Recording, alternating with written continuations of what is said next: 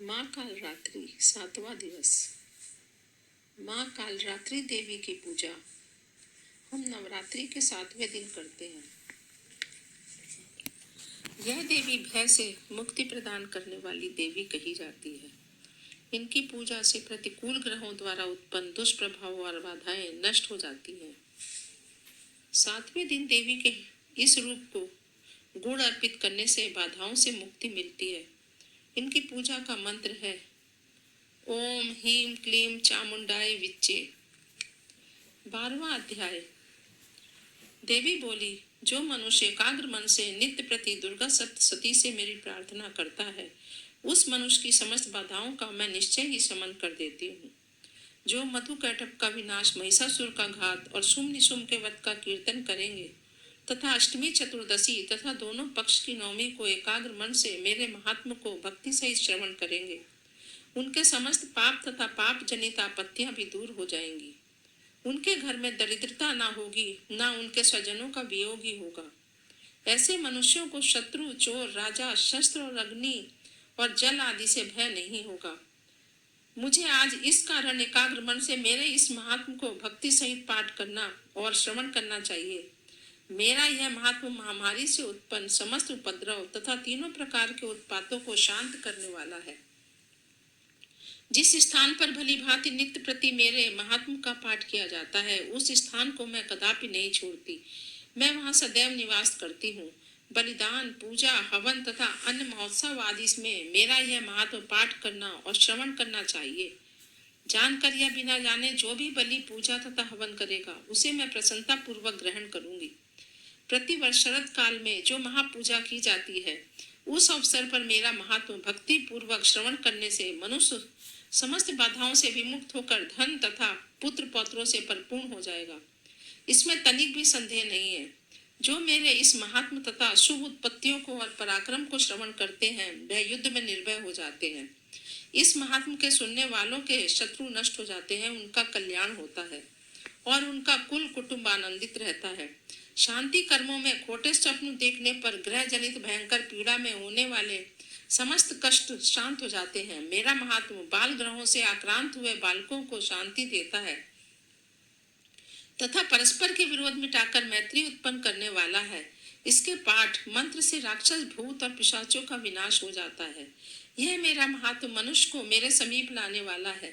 पशु, पुष्प, अर्थ, धूप, गंध, दीप, ब्राह्मणों को भोजन, हवन और दिन रात का अभिषेक तथा नाना प्रकार के भोग लगाकर निरंतर 1 साल तक पूजा करने से जितना मैं प्रसन्न होती हूँ, उतनी ही प्रसन्नता इस महात्म के सुनने से होती है। मेरे महात्म के श्रवण करने से समस्त पाप नष्ट हो जाते हैं तथा सब रोग नष्ट हो जाते हैं। मेरे प्रादुर्भाव के कीर्तन करने से समस्त भूतों से रक्षा होती है। उसे श्रवण करने से मनुष्यों को शत्रु भय नहीं रहता। आपके द्वारा जो मेरी स्तुति की गई है और जो ब्रह्म ऋषियों ने स्तुति की है तथा ब्रह्मा जी ने जो स्तुतियां की हैं, इनके पाठ करने से बुद्धि श्रेष्ठ हो जाती है। वन में सूने मार्ग में अथवा दावा अग्नि से घिर जाने पर, निर्जन स्थान में लुटेरों से घिर जाने पर, दुश्मनों से पकड़े जाने पर, वन में सिंह, व्याघ्र तथा जंगली हाथियों के पीछा करने पर, क्रोध पति के आदेश से वध के लिए गिरफ्तार किए जाने पर, अथवा सागर में नौका पर बैठने के बाद वायु के वेग से नौका के डगमगाने पर और युद्ध में दारुण शस्त्रों की वर्षा के समय सब प्रकार की आपत्ति तथा अनेक प्रकार की यंत्रणाओं से दुखी होने पर जो मनुष्य मेरे इस चरित्र का स्मरण करते हैं, वह समस्त संकटों से मुक्त हो जाता है। मेरे प्रभाव से सिंह आदि व लुटेरे तथा शत्रुओं से दूर रहते हैं। ऋषि बोले, इस प्रकार इतनी कथा कहकर प्रचंड विक्रम भगवती चंडिका देवी समस्त देवताओं के देखते ही देखते वहीं अंतर्ध्यान हो गई और सभी देवता निर्भय होकर पूर्ववत अपने अपने अधिकारों का पालन करने लगे और शत्रुओं के नष्ट हो जाने पर अपने अपने यज्ञ भाग का उपयोग करने लगे।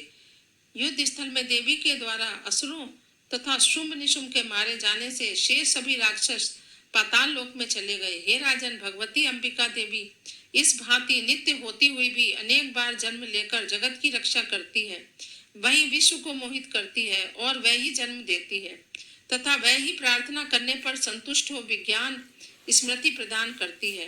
हे राजन, जब प्रलय काल में महाकाली से यह समस्त ब्रह्मांड व्याप्त हो जाता है, तब वह देवी महाकाल रूप महामारी और उत्पत्ति काल में रिद्धि के रूप में होती है और पालन के समय वह सनातनी देवी प्राणियों की रक्षा करती है।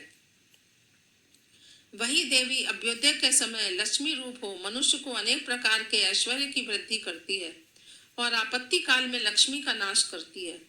पुष्प धूप गंध आदि से पूजा करने तथा स्तुति करने पर वह देवी धन पुत्र और धर्म में शुभमति तथा उत्तम गति प्रदान करती है। 13वां अध्याय। ऋषि बोले, हे राजन, भगवती का यह श्रेष्ठ महात्म्य मैंने तुम्हें सुना दिया। इस संसार को धारण करने वाली भगवती का ऐसा प्रभाव है, इसी कारण हे राजन, आप उस परमेश्वरी की शरण में ही जाइए और वही भगवती आराधना करने से भविष्य को भोग स्वर्ग मोक्ष आदि देती है। मार्कंडे ऋषि बोले, इस प्रकार ऋषि की बात सुनकर राजा सुरथ ने उत्तम व्रतधारी महाभाग मेधा ऋषि को प्रणाम किया तथा ममता और राज आदि के हरण से दुखी होकर तत्काल ही वह राजा तप करने चला गया। वह वैश्वी नदी के समीप जाकर भगवती के दर्शनार्थ देवी के सूक्त का जाप करने लगा और फिर राजा तथा वैश्य दोनों ने नदी के समीप मृतिका से देवी की मूर्ति बनाकर प्रतिदिन पुष्प धूप और हवन तर्पण आदि से देवी की पूजा करने लगे। उन्होंने कुछ काल तक तो नियमित आहार और फिर निराहार तथा तन्मय और सम्मोहित मन होकर पूजा की। उन दोनों ने अपने शरीर से रक्त निकालकर बलि दी। इस प्रकार 3 वर्ष तक के संयम युक्त आराधना करने से संसार को धारण करने वाली चंडिका प्रसन्न हो प्रकट होकर कहने लगी, हे राजन और वैश्य, तुम मुझसे वरदान चाहो सो मांगो, जो चाहोगे वही दूंगी।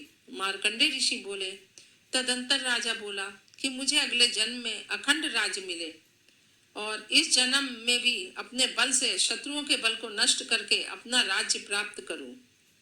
हे वैश्य ने विरक्त हो यह कहा, मेरा और माया का मोह और संग को नाश करने वाला ज्ञान मांगा। देवी बोली, हे राजन, अल्प काल में ही तुम अपने राज्य को प्राप्त करोगे। अपने शत्रुओं का नाश करके तुम अखंड राज्य सुख भोगोगे और मरने के बाद भगवान सूर्य के जन्म प्राप्त कर विश्व में सर्वाणी मनु के नाम से प्रसिद्ध होंगे। हे वैश्य, तुमने मुझसे जो वरदान मांगा है मैं तुम्हारे लिए वही देती हूँ। तुम्हें मोक्ष देने वाला ज्ञान प्राप्त होगा। मार्कंडे ऋषि बोले, इस तरह राजा और वैश्य को इच्छा अनुसार वरदान देकर तथा भक्ति युक्त प्रार्थना करने पर देवी तत्काल ही अंतर ध्यान हो गई। इस प्रकार राजा सुरथ देवी से इच्छित वर प्राप्त कर सूर्य देव से जन्म ले सर्वाणी नामक मनु होंगे।